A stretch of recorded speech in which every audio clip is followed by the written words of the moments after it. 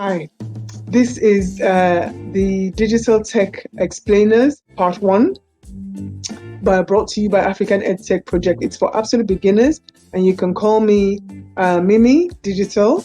And in keeping with the theme of African people in tech, I'm wearing my African wear. What I want to point out is this is part 1 of 5 videos. And in this video, we're going to just look at the basics. So here are some questions that maybe you already have that you're asking, and also you may want to discover answers to these questions by the time you've watched through the videos. You'll know where to find answers to questions like that. By the end of this particular video, you should feel confident at least about where to start. So looking at the basics, looking at the basics of tech.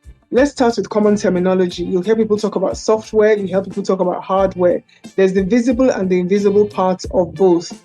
And then you also hear people talk about the front end and the back end. What I want to point out is there are areas of software and hardware that are both visible and invisible. So what you see and what you do it's a mix of software and hardware. Now, the main thing is what you interact with directly as an end user. Anything that you interact with directly as an end user is called the software interface or the user interface. Now, when it comes to the front end and the back end, this is where we're talking more about operating systems. And when we're talking about operating systems, we're talking about anything you interact with directly as an end user via the operating system is the front end.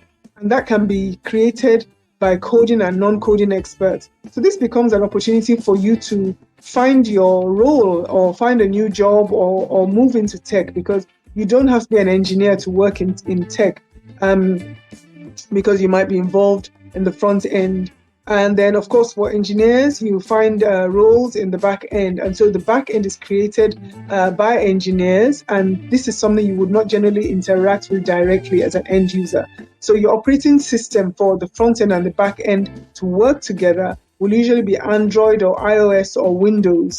Now, the one thing I want to encourage you to do is to make a note of what it is that you want to do next. Just write things, 1 or 2 things you didn't know before you watch this video, and then make a decision. What's next for you? What next? What next? Now, here is just to get you thinking about what you want to do. You can take a screenshot, pause the screen. You can try the tech aptitude test on our website.